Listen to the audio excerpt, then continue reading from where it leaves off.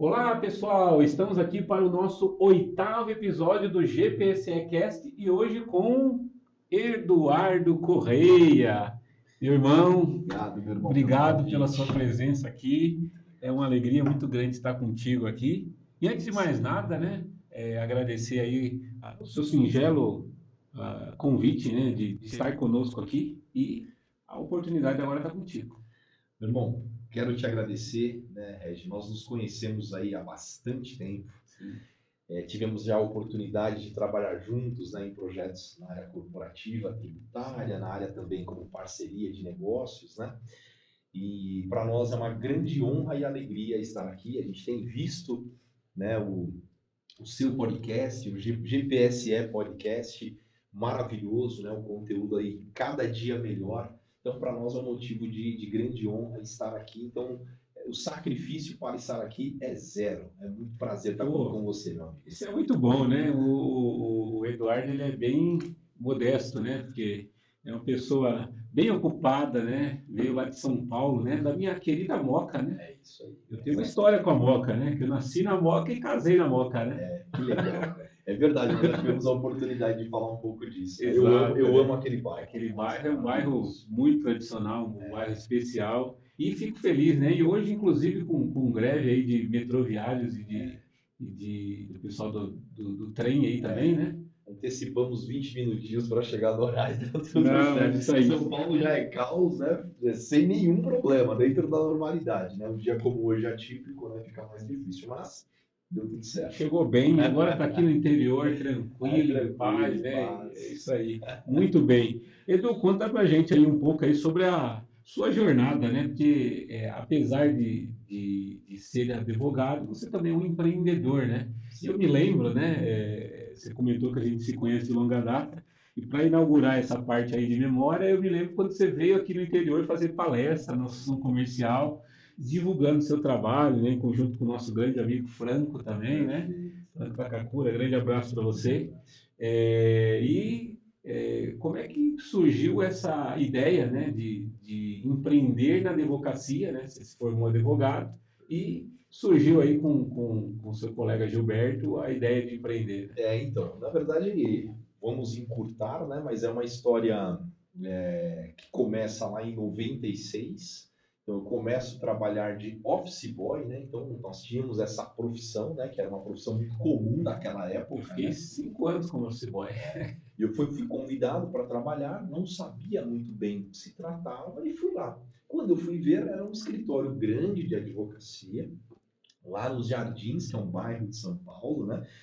E eu olhava aquela turma correndo para cima e para baixo, de terno, aquelas mulheres e homens elegantes. Eu falei, poxa vida, eu acho que eu quero ser advogado. Eu trabalhei 3 anos e meio nesse escritório, né?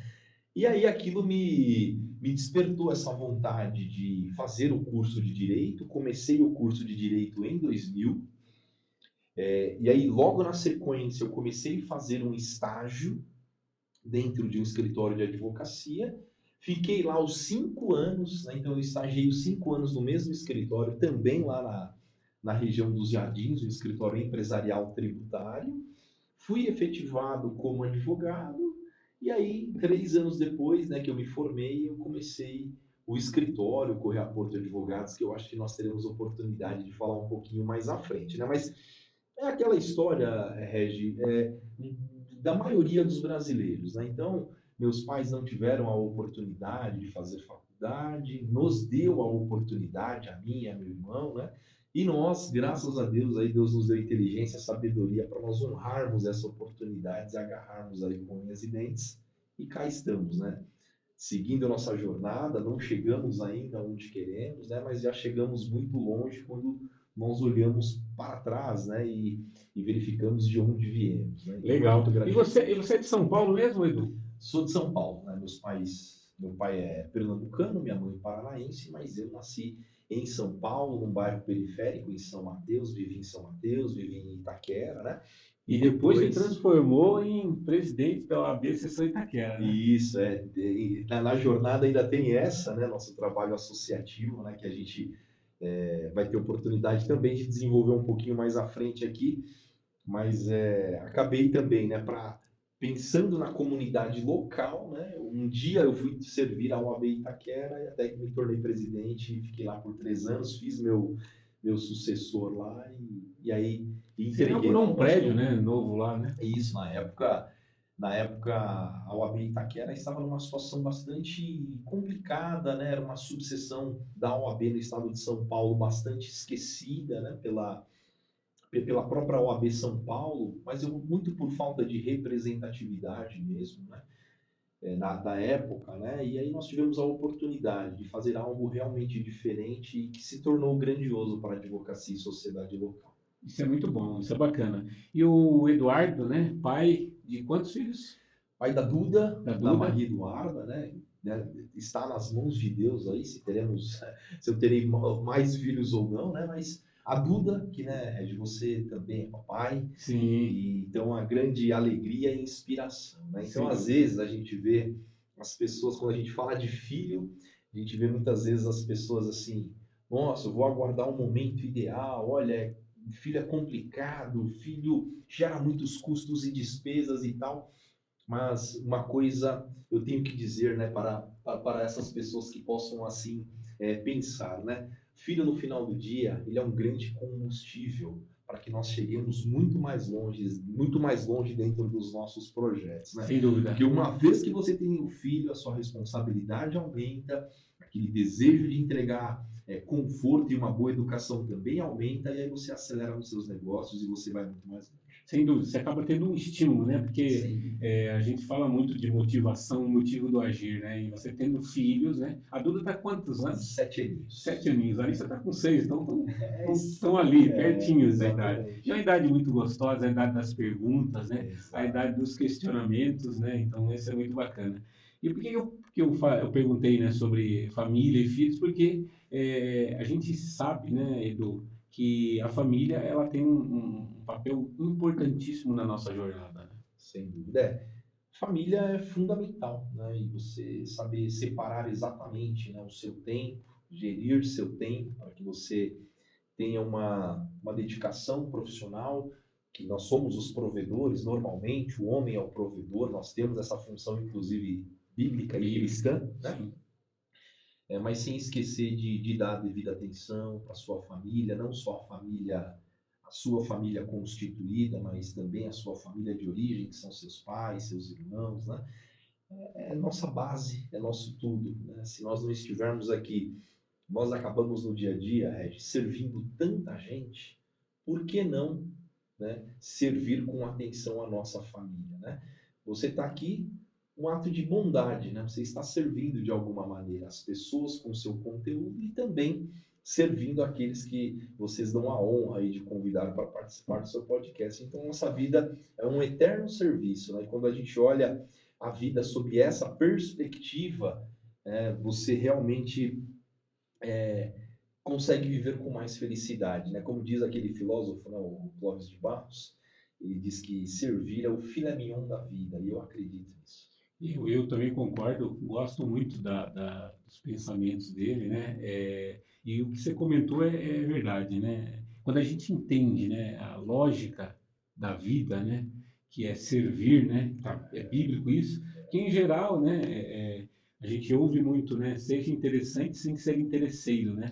E a gente vê que quando a gente nutre relacionamentos sinceros, né, a gente começa a ter o resultado disso, né? A gente começa a colher o fruto desse trabalho, né? Só que hoje as pessoas às vezes, né? A gente tem visto muito essa palavra intencionalidade, né? E as pessoas estão confundindo às vezes intencionalidade com interesse, né? E aí às vezes as pessoas tentam fazer algumas coisas de forma não natural, de forma não espontânea, com a lógica de serem intencionais, quando na verdade o servir, né, de forma despretensiosa vai fazer com que você tenha sempre pessoas que, entre aspas, estão gratas ou te devendo alguma coisa no sentido literal da coisa, né? São pessoas que estão ali, de alguma forma, que querem te presentear com alguma coisa porque elas se sentem devedoras de alguma forma E não é financeiramente, né? Pelo ato de bondade, de servir que você fez em algum momento, né? Eu acho isso, assim, esse ponto eu acho fantástico, né? As pessoas, elas querem cortar caminho, né? Quando você é verdadeiramente intencional, né? Você faz para ajudar sem esperar nada em troca, porque o ato de servir, ele é isso, né? Você não tem que esperar nada em troca, né? Isso eu aprendi muito na gestão de ordem, na OAB, né? Eu falava para minha diretoria, não esperemos nada, porque a gente sabe que essas instituições são cheias de homenagens, né? Não esperemos nada. Vamos seguir o nosso trabalho, vamos entregar o nosso projeto da melhor forma possível e não esperemos muito obrigado, medalha, homenagem, plaquinha, nada. Vamos fazer o que nós prometemos fazer, porque lá é uma eleição, né? Nós temos lá os nossos eleitores, trabalhamos para toda a advocacia, mas assim, é o servir sem esperar absolutamente nada em troca. E se as pessoas soubessem o resultado, porque isso você consegue transmitir para as pessoas essa sinceridade de que você está servindo, sendo intencional, sem esperar nada em troca. A consequência disso é as pessoas, é natural, muitas delas ficarem com o sentimento de ser o devedor, que é algo que você acabou de falar, e querer te ajudar em qualquer situação que você se encontre e precisa de ajuda. É exatamente isso. Então a consequência ela é natural. Então sejamos sempre intencionais nas nossas relações. Muito legal. Perfeito. E uma coisa que é bacana que você comentou aí, né, que é esse trabalho que você realizou aí na OAB de Itaquera. Como é que surgiu, né? Eu sei que você é da Zona Leste, mas como é que surgiu o projeto de você participar inicialmente da OAB, né? Imagino que você entrou participando talvez de uma secretaria ou de algum departamento lá da gestão e se lançar candidato aí a presidente da sessão. Em 2007, essa pergunta é ótima, né? Porque assim, eu tinha finalizado naquele momento 2 pós-graduações em Direito Tributário. Então eu estava convivendo com colegas advogados da área tributária naquele momento. Quando eu terminei minha segunda pós-graduação, falei, puxa vida, com quem eu vou me relacionar extra escritório e extra meus amigos, né, de profissão? Acho que eu vou conseguir, então, assim, se eu quiser me relacionar com outras pessoas, acho que a OAB talvez seja um caminho. Então, eu vou lá entender como que funciona a OAB. Eu lembro que eu recebi um e-mail pedindo para pessoas que quisessem trabalhar pela ordem se inscrevessem na comissão da época, né, chamava Jovem Advogado, Comissão do Jovem Advogado. Eu me inscrevi, fui à primeira reunião, gostei do que eu vi lá, inclusive meu sócio Gilberto Porto, eu conheci nessas reuniões que eu ia da Comissão do Jovem Advogado. E aí eu comecei a servir a ordem meio que de uma maneira assim, natural, despretensiosa. No ano de 2010, eu já estava servindo a Comissão do Jovem Advogado na OAB São Paulo, na sede, né? E me despertou uma intenção de, por que não servir a OAB do bairro de onde eu vim, que é Itaquera, porque a OAB de lá ela abrange Itaquera, Guaianazes, São Mateus e Cidade Tiradentes. Hoje são 3.000 advogados, né? Nesses 4 bairros. É uma cidade, na verdade. É uma cidade, né? Só de advogados, né? Então, assim, aqui é um espaço ali que assim, a sociedade local ali tem mais de 2 milhões de pessoas, né? E aí eu resolvi, né? Tomei essa decisão de servir lá, fiz alguns trabalhos, me destaquei, aí fui convidado para ser tesoureiro, aí fui tesoureiro por 2 gestões seguidas, até que na terceira, um grupo de amigos, né, Eduardo, nós precisamos mudar, precisamos fazer algo diferente para a advocacia local, acho que é você que consegue encabeçar e ajudar nesse trabalho. Eu resisti bastante no início, né, e até depois que eu fui tocado assim no coração, falei, puxa vida, será que é isso mesmo? E aí eu fui, né, entrei nesse projeto conversei na época, né, com a família, conversei também com os meus sócios, né, e aí, como eu recebi todo o apoio, eu mergulhei, entrei de cabeça nisso, e aí eu fiz com toda a humildade, eu vou dizer isso, né, mas é que contra fatos não há argumentos, né, nós fizemos uma gestão histórica lá em Itaquera, levamos pós-graduação para dentro da OAB, um prédio super moderno, é uma coisa assim digna e que faltava para a advocacia local. E esse legado fica para os próximos, né? Eu acho que esse trabalho, né, que você desenvolveu na área social, né, podemos dizer assim, Sim. ele fica como para a posteridade, né? Porque quem vem depois vai se beneficiar de tudo isso que você fez lá, né? Exatamente. Então, assim, você imagina, né? Você chegar num ambiente com móveis novos, né? Dentro dos fóruns tem também um espaço para os advogados, a sala da ordem dentro dos fóruns. Você chega na sala da ordem hoje do Fórum de Itaquera, todos os móveis são novos, todos os computadores são novos. Você chega lá na sala da OAB, dentro do juizado especial local, que é lá em Guaianazes, todos os móveis novos, todos os computadores novos, é dar dignidade, né? O advogado paga uma anuidade para a ordem. Então, ele precisa receber da ordem também todo o suporte necessário para exercer a sua profissão. E foi esse o nosso foco. Hoje, o Regi, na época da gestão, o advogado de Itaquera, que pertence à OAB Itaquera, ele tem orgulho de dizer que ele é da OAB Itaquera, que é realmente uma subseção que trabalha muito fortemente, inovadora, disruptiva dentro desse contexto de ordem, muito respeitada por todo o Estado. Muito legal. E hoje você está participando de alguma outra entidade? Hoje eu participo de algumas entidades empresariais, né? Então eu digo, sabe, eu Regi, e aí sem pretensão, eu tenho um pouco de vocação, talvez a minha paciência e essa minha questão do servir, eu tenho um pouco de vocação para estar dentro das entidades, porque o perfil para você estar dentro de entidades e ter espaço e realizar bons trabalhos é você ter o perfil do agricultor. Nós somos prestadores de serviços. Naturalmente, quando você chega a uma entidade dessa, fala, aí, lá vem mais um oferecer seus serviços, né? Não é essa a ideia. Você vai lá para servir. Qual que é a consequência do servir? É você ser, naturalmente, uma hora ou outra consultado como advogado, ganhar a confiança desses empresários, né?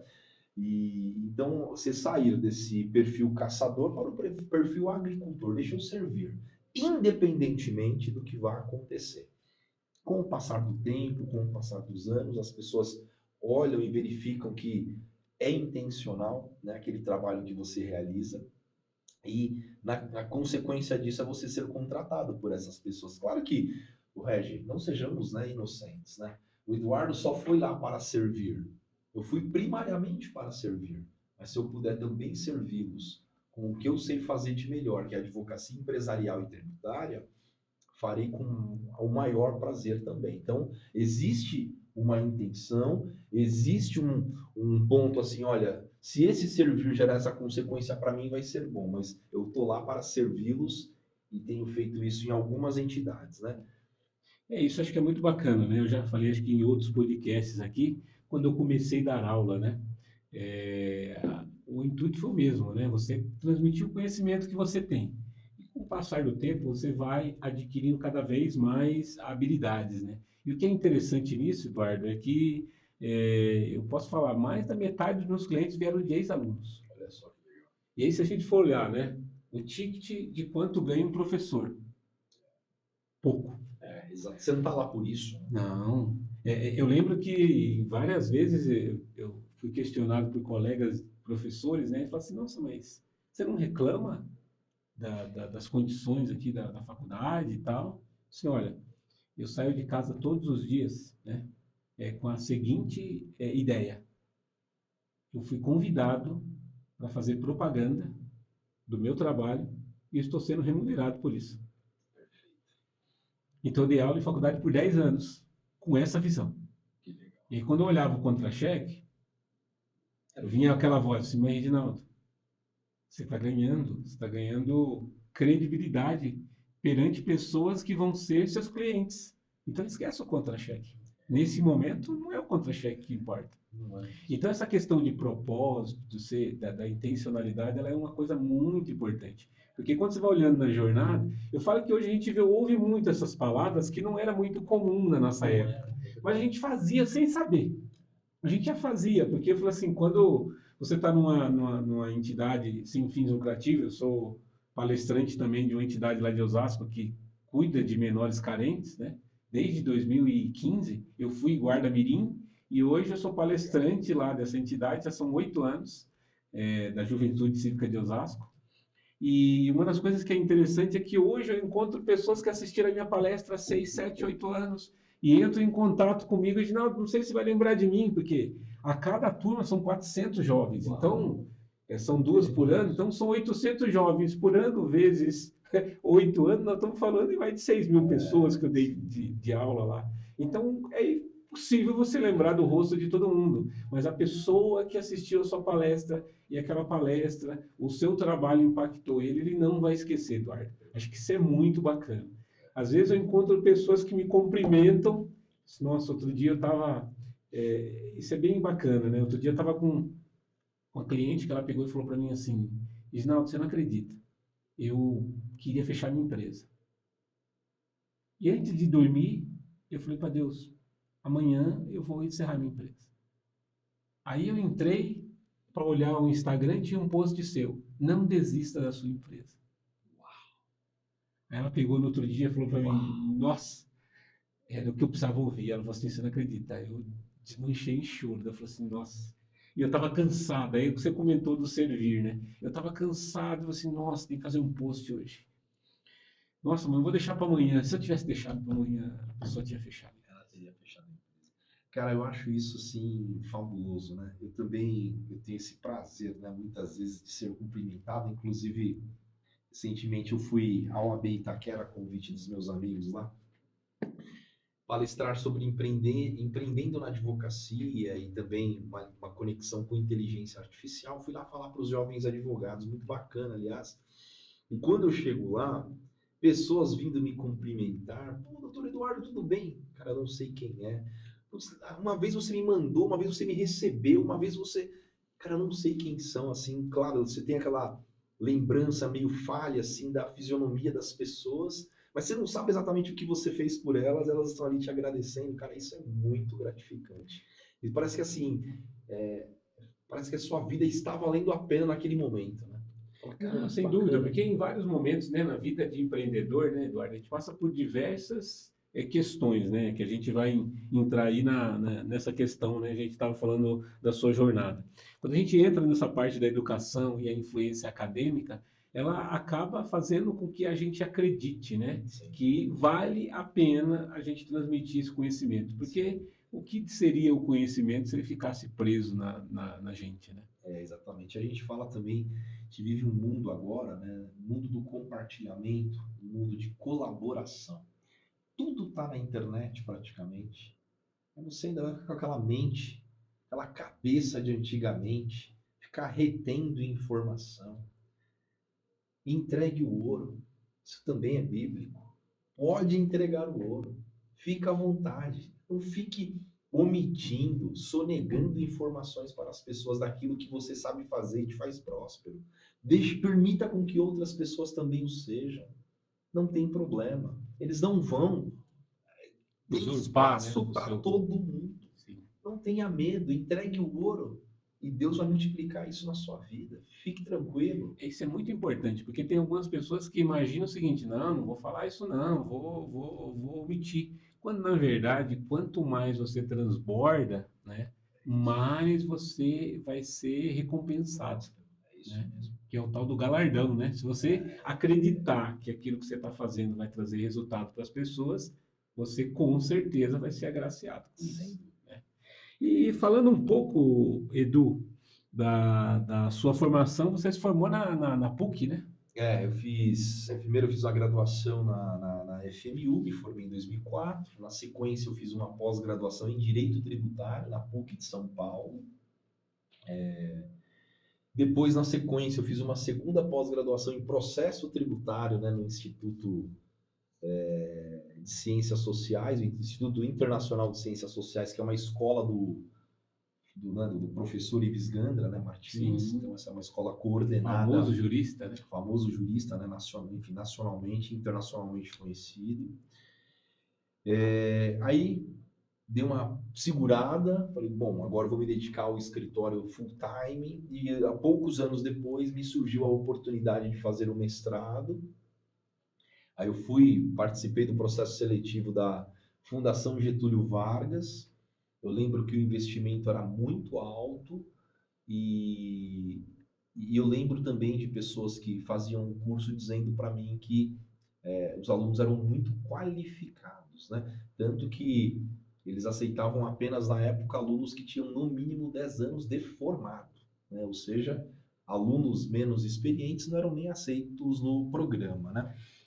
E eu eu falei, bom, eu vou participar do processo seletivo e depois eu fiquei sabendo que eu passei, né? Eu fiz uma prova lá como vestibular, né? Eu fiz uma prova de inglês de 3 horas num domingo de manhã. Eu lembro que eu fui entrevistado por alguns professores que inclusive eu admiro demais, né? É bom, é difícil passar, né? Tinham 18 vagas. Bom, meu nome estava na lista. Aí foi uma mistura de alegria e preocupação. Falei, e agora? E agora? Porque agora não é só cumprir o programa, é pagar pelo programa, né? Mas, cara, graças a Deus, assim, deu tudo certo, né? Então foram 2 anos e meio, quase 3, né? Entre o curso, créditos, entrega da dissertação, etc. Conheci pessoas maravilhosas, né? Ao longo dessa jornada também, muito engrandecedora na minha vida, especialmente no sentido de fazer perceber melhor as coisas, de fazer uma pessoa também que se aprofunda mais, né, nos temas que são da sua área, do seu dia a dia, a necessidade de fazê-lo, de buscar a verdade em tudo que está fazendo na vida e também ali dentro das nossas pesquisas e análises tributárias, né? E aí é isso, né? Então, assim, o estudar, né, aquela que também está na moda, né? São coisas que a gente não ouvia antigamente, né? Mas aquela expressão lifelong learning, né? Então nós temos Sim. que passar o resto da vida estudando, né? Aquilo que a gente estudou, né? Já não é tão valioso como era na época, né? Por quê? Porque são tantas coisas novas, tantos negócios novos, tantas relações jurídicas que foram modificadas em razão das novas tecnologias que aquele seu conhecimento ele é importante, mas ele já não é tão importante. Você tem que aprender coisas novas todo dia. Segundo as pesquisas, elas falavam que em 1900, né, o conhecimento do mundo dobrava a cada 100 anos. Depois da Segunda Guerra Mundial, 25 anos em média para o conhecimento do mundo dobrar. Olha E a isso. partir de 2020, estima-se que o conhecimento do mundo dobra a cada 12 horas. Uau! Esse Então, dado eu não tinha. Lifelong learning. Eu acho que é bacana isso, porque é uma coisa que eu costumo sempre falar para os empreendedores, né, no meu perfil. Tome cuidado para que você não seja o profissional perfeito do mundo que já não existe mais. Às vezes você é um profissional perfeito, assim. E esses dias eu vi uma pessoa falando sobre experiência, né? Assim, do que vale a experiência? Porque você tem experiência em algo que não existe mais. Para que serve a sua experiência? Porque a gente cresceu ouvindo, olha, ouve os mais experientes, hein? Esse cara é mais experiente que você, mas é mais experiente no quê? Cara, esse ponto é demais, cara.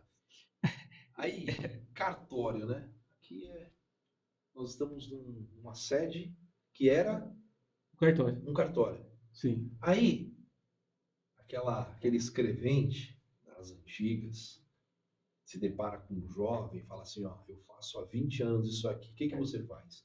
Eu confiro a assinatura, eu coloco um selo e rubrico. Eu sou muito experiente, faço isso há 20 anos. Aquilo que um jovem hoje, com a mentalidade que tem, com acesso à informação que tem, com as habilidades naturais dos dias de hoje, ele aprende a fazer em 5 dias, em um mês ele está fazendo melhor do que aquele super experiente que faz a mesma coisa há 20 anos. Daí ele vai fazer o seguinte, ó, daí ele vai lá, daí sabe o que esse jovem vai fazer? Ele vai lá, vai consultar o doutor Eduardo e fala assim, doutor, tem validade jurídica, assinatura digital para a gente parar de pôr um selo? Vamos parar com essa história de selo que a gente tá E aí ele faz o quê? Ele vai criar um programa, um sistema em que ele vai mandar assinatura eletrônica. Daí as pessoas assinam de qualquer lugar, né? Elas podem estar em qualquer canto e tem validade jurídica. Exatamente. Não tem mais correios, né? Levando documento para lá e para cá, portadores, motoboys, né? Tudo. Você assina, você pode estar. É liberdade geográfica, né? Você pode estar fazendo sua viagem com a família na Europa e assinando documentos de lá. E ontem eu até estava falando na live sobre esse tema, né? Que é o modelo de trabalho que que está surgindo, né? Porque na pandemia a gente foi para o home office, né? Agora a gente está num novo modelo que é o Anywhere Office. Ou seja, de qualquer lugar você tem o trabalho, né? Então, eu estava até comentando ontem na live, olha que coisa interessante, né? Você imagina que você pode ter o seu profissional trabalhando e ao mesmo tempo fazendo um intercâmbio nos Estados Unidos. Ele faz a aula de noite, à noite, e durante o dia ele trabalha na tua empresa. E ele não precisa parar. E eu falei também sobre o Slash, né? Que é o profissional que consegue fazer muitas coisas ao mesmo tempo. Então, essa nova dinâmica, né, esse novo mundo, né, traz um desafio para você, né, Eduardo, que é um empreendedor, que tem uma equipe. Hoje vocês têm quanto lá na Correia Somos Porto? 60 pessoas hoje no escritório. Né? E hoje, né, especificamente agora, todo mundo mora em São Paulo, mas nós já tivemos, né, interessante, nós já tivemos profissional trabalhando no escritório que é do Rio de Janeiro, alguns do interior de São Paulo. Nesse momento, todos são de São Paulo, interessante. Meu irmão também é contador, né? Tem funcionário dele trabalhando na Europa, nos Estados Unidos, lá no Preá, no litoral do Ceará, num lugar maravilhoso. É sensacional. É sensacional. Eu acho que essa abertura, né? Eu falo que a pandemia jogou a gente lá para 2030, né?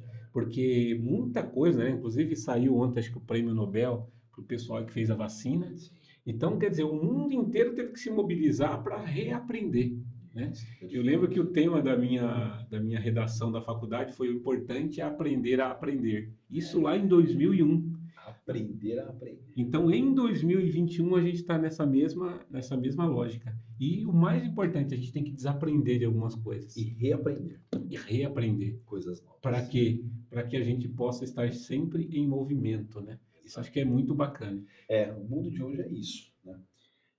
Aquele conhecimento, é o que acabamos de falar, aquele conhecimento que você obteve há 10 anos atrás, pode ser que hoje ele não sirva para mais absolutamente nada. Exatamente. Então, não adianta você querer ficar insistindo. Tente, por exemplo, né, de hoje nós estamos diante da inteligência artificial, batendo a porta e chutando a porta mesmo, né? E aí, o que você quer para você? Você quer aprender um pouco de inteligência artificial, otimizar os seus trabalhos, ser mais produtivo utilizando-se das ferramentas, né, de inteligência artificial, ou você prefere ficar aqui dentro de um mercado tradicional desacreditando que isso já revolucionou o mundo? Porque assim, uma coisa é você desacreditar, e aí você não vai perder para a inteligência artificial a sua profissão. Você vai perder para outro colega que resolveu se interessar e aplicar a inteligência artificial no seu dia a dia. E colocou ela como um servo, né? Colocou ela como alguém para você dominar, né? Porque, em geral, o que acontece, né? Eu lembro que na década de 90, quando surgiu os caixas eletrônicos, muitas pessoas falavam assim, eu prefiro ir na fila. Eu não vou. Conheci vários desses. E eu disse, não, imagina caixa eletrônica. Menina, não, eu quero ir no caixa. Aí o banco faz o quê? Tira os caixas. Aí o banco agora está tirando os caixas eletrônicos. Aí eles fizeram o quê?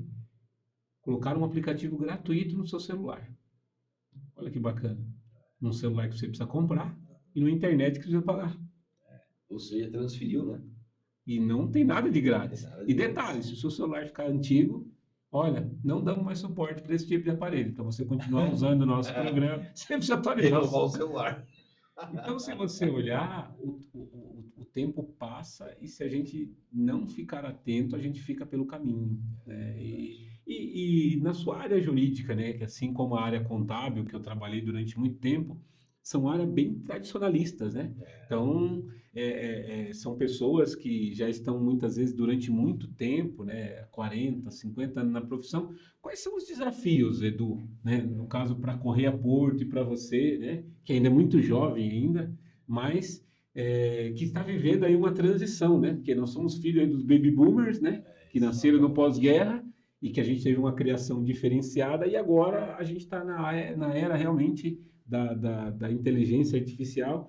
Quais são os desafios, né? Você tem programas de computador que leem, né, processos e tudo mais. Como é que você vê aí para a advocacia, para o campo do direito e para quem empreende nessa área, os desafios para esses próximos Olha, Regi, anos? a questão é uma capacidade que a gente tem que buscar de adaptabilidade, né? Nós temos que buscar essa adaptação, não rejeitar o que está à nossa frente, porque as coisas estão aí, estão acontecendo. Olhar para a inteligência artificial é isso que eu falaria para qualquer advogado.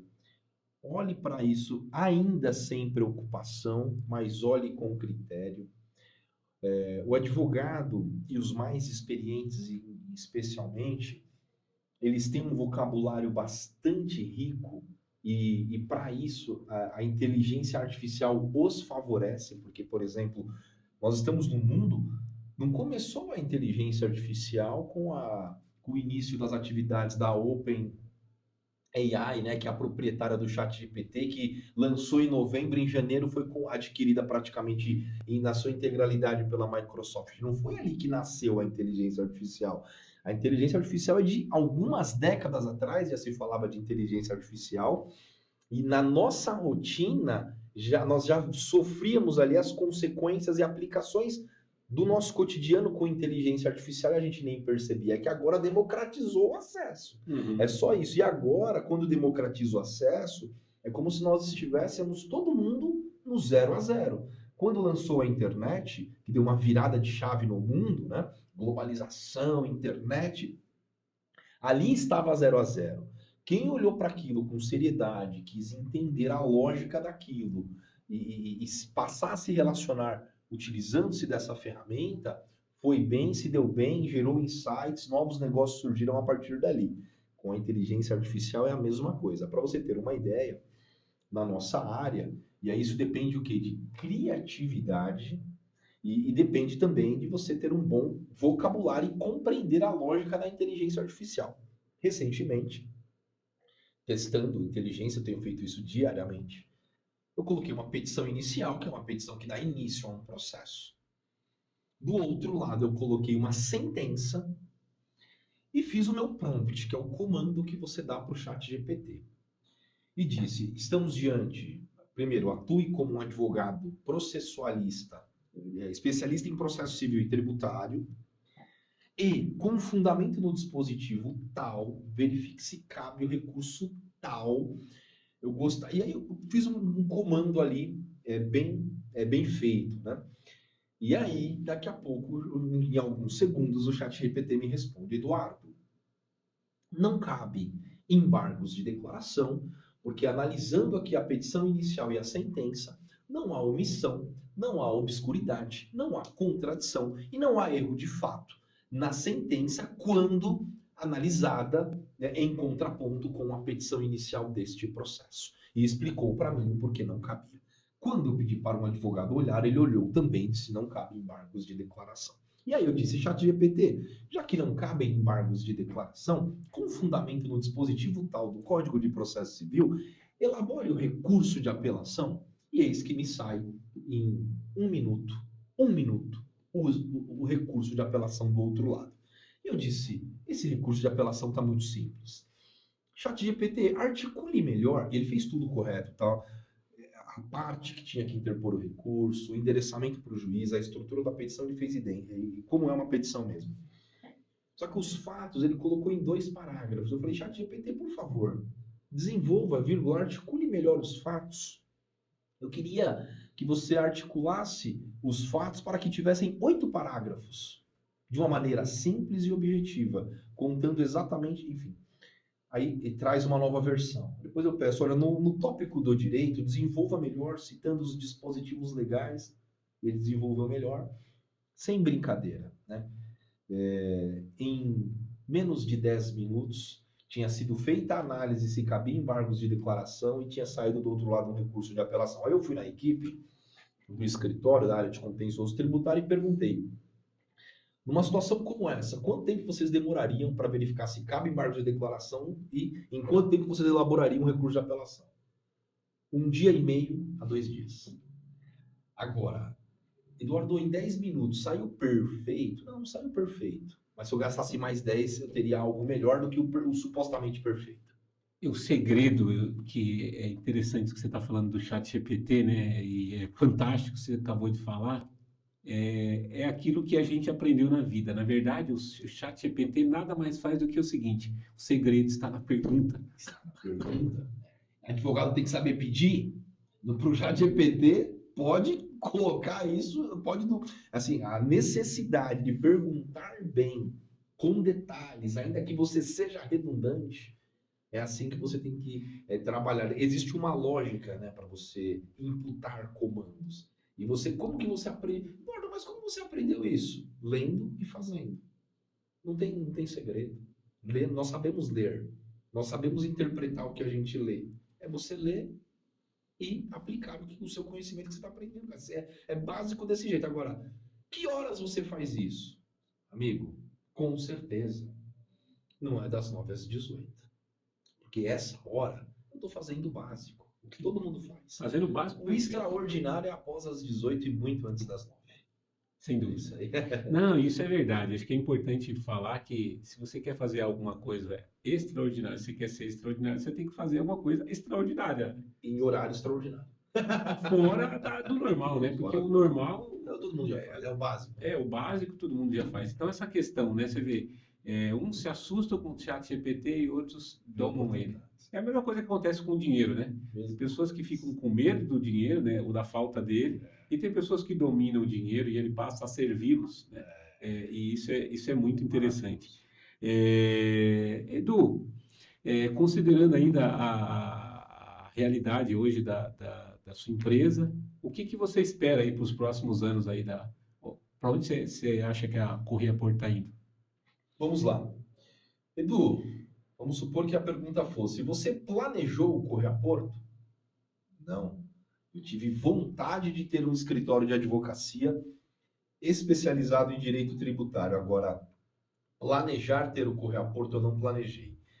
A cada ano, Regi, a gente foi crescendo com muito trabalho, muita raça e tentando trabalhar de uma maneira que nós reputávamos inteligente.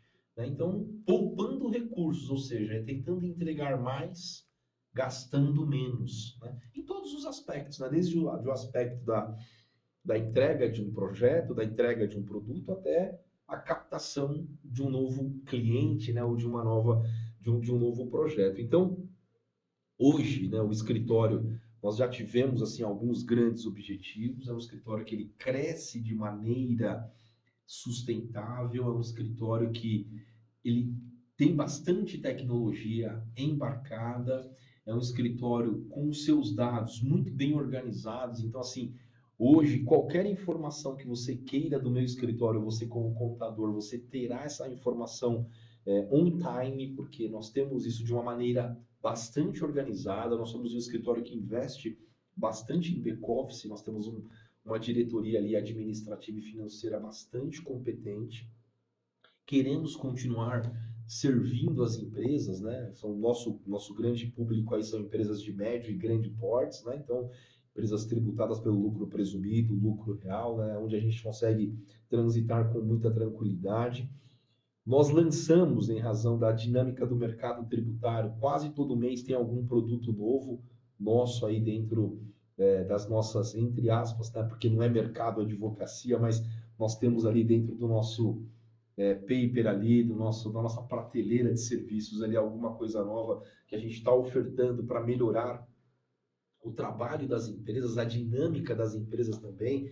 Todo mundo hoje precisa estar oferecendo o quê? Um serviço tributário ou fluxo de caixa, né? A forma de você ofertar. Sim. O direito tributário ele nos permite que a gente forneça para a empresa fluxo de caixa. Nós conseguimos levar dinheiro através do serviço tributário para as empresas e contribuir, sem dúvida nenhuma, com o sucesso dela, né? Então, uma gestão eficiente. Recentemente, nós criamos uma nova empresa, que não é o Correia Porto, mas surge a partir da história do Correia Porto, que é uma empresa que faz a captação de recursos financeiros para as empresas, né? Então, o que ela faz basicamente, o que uma empresa hoje de um mercado normal, quando ela quer captar dinheiro, uma empresa de médio porte, ela bate a porta dos seus 2 ou 3 bancos de relacionamento, ela vai verificar qual que é o prazo de pagamento, que ela vai, se ela consegue o empréstimo, o prazo de pagamento, qual que são as garantias e qual que é a taxa.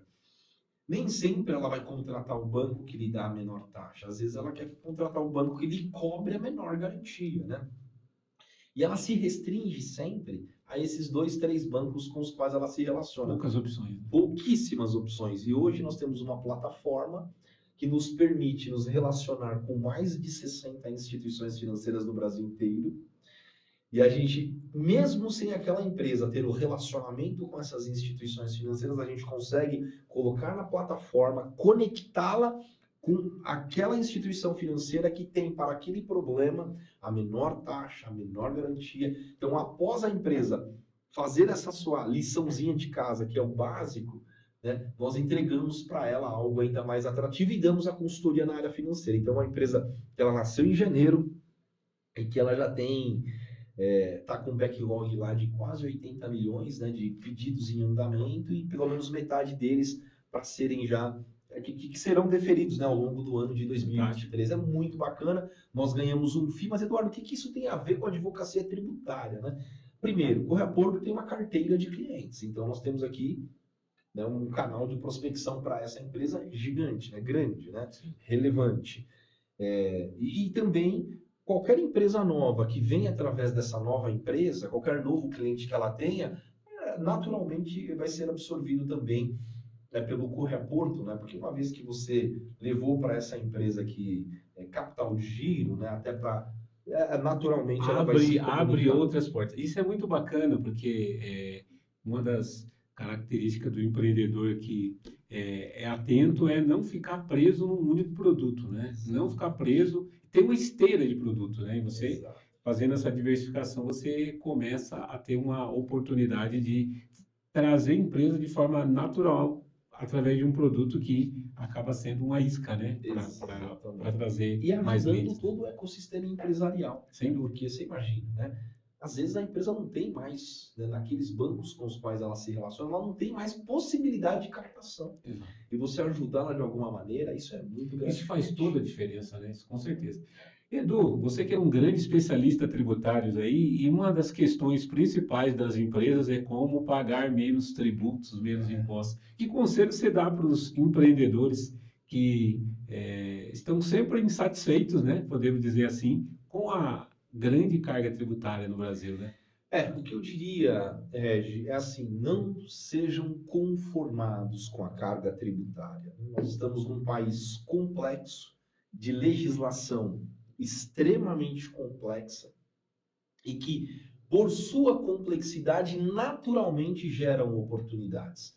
Então, a todo tempo a legislação é alterada, aquele tributo que você pagava 2 agora é 1, ou o contrário muitas vezes. Então, assim, claro, com muito critério, permitam que bons profissionais analisem ali as suas apurações, façam uma revisão periódica, porque pode ser que você esteja recolhendo tributo indevido e quando não está recolhendo tributo indevido, você pode estar gerando contingência por estar se apropriando eventualmente de créditos que você não deveria mais se apropriar porque a legislação foi mudada. Então, permita, né? Não fique... Claro que o trabalho que eu vejo, viu, Regi, você que é contador, é um trabalho muito árduo e complicado no seu dia a dia. Porque a legislação muda, você tem ali empresas das mais diversas atividades dentro da sua carteira de clientes. E às vezes muda um detalhe para a empresa varejista de alimentos. E às vezes passa. Sim. E aí, quando passa, e aí vem o trabalho da consultoria tributária, que vai eventualmente captar ou capturar ali algo que passou e não foi apropriado pela empresa, e aí fazer a revisão tributária natural e que vai gerar caixa para as empresas. Agora, o principal, na contratação, façam isso com muito critério. Tem muita empresa ruim no mercado fazendo esse trabalho e ofertando, e também desonestas. Mas tem muita empresa boa fazendo isso, pegando na mão do seu cliente e sendo parceiro com ele durante toda a jornada. Então, com critério e responsabilidade, é um ato de gestão tributária e respeito ao seu dinheiro.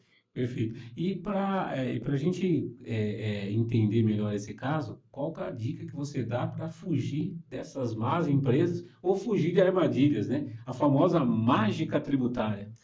É, eu acho assim, primeira coisa, né? Os empresários normalmente eles são experientes, né? E existe uma máxima, né, de que quando a esmola é demais, o santo desconfia.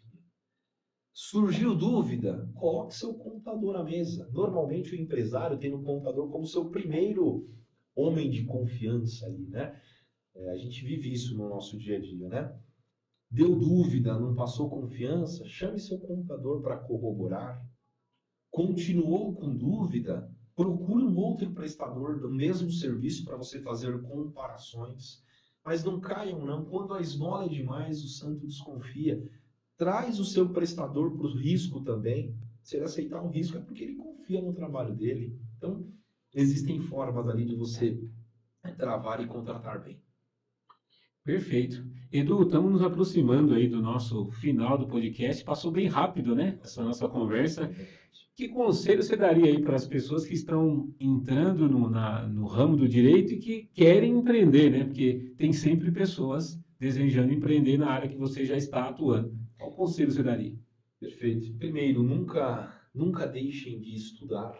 Estudem todo dia. Reservem, né, um horário de todos os dias aí para se atualizar e para estudar.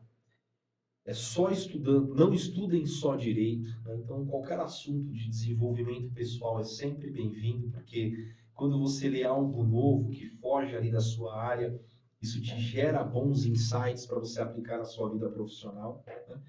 E te faz também, né, as leituras te fazem perceber o que está acontecendo no mundo. E não deixem, né? Hoje a gente vive um momento, né, de um início bastante já robusto da inteligência artificial, democratização do acesso à inteligência artificial. O maior conselho que eu daria: participe desse novo mundo, devagar, sem desespero, mas participe.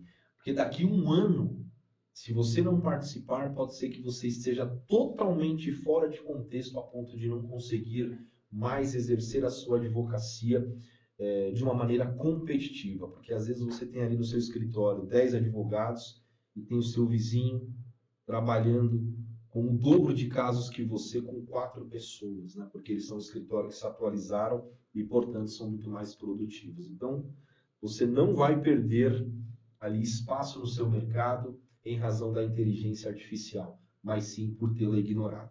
Muito bom, né? Acho que é muito importante esse conselho que o Eduardo acabou de dar para a gente aqui, que a inteligência artificial ela tem que ser um aliado e não um inimigo, né? Perfeito. Perfeito.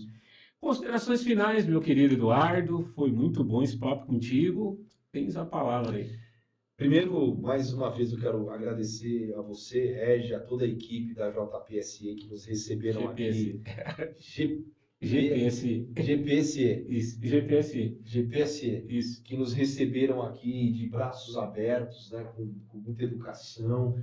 Para nós, uma grande honra, né, estar aqui nesse dia para poder gravar esse podcast e compartilhar de alguma maneira, né, se a nossa conversa aqui tocou uma pessoa, né, para que ela pudesse aplicar alguma coisa do que nós conversamos na vida dela, tenha certeza, Regi, Já vai ter valido já vai ter valido a pena e o propósito, né, do seu podcast foi atingido. Então, muito obrigado a todos e muito obrigado a você. Muito bem, gente. É isso aí. Estivemos aqui hoje com o Eduardo Correia, advogado tributarista, um grande amigo, empreendedor aí na área do direito, falando sobre a sua jornada e sobre a sua vida. A gente se encontra no próximo episódio. Até lá!